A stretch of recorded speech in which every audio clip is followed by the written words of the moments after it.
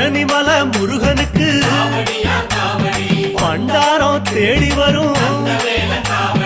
aunty முகம் காண வரும் ஆவினங்குடி தேடி வரும் கால்நடையா வந்த காவடி இது தேடுவது கந்தன் காலடி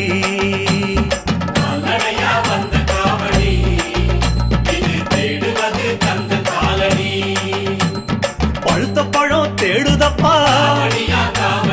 பாலதண்ட பாணி கேட்ட நல்ல முத்து வேலனுக்கு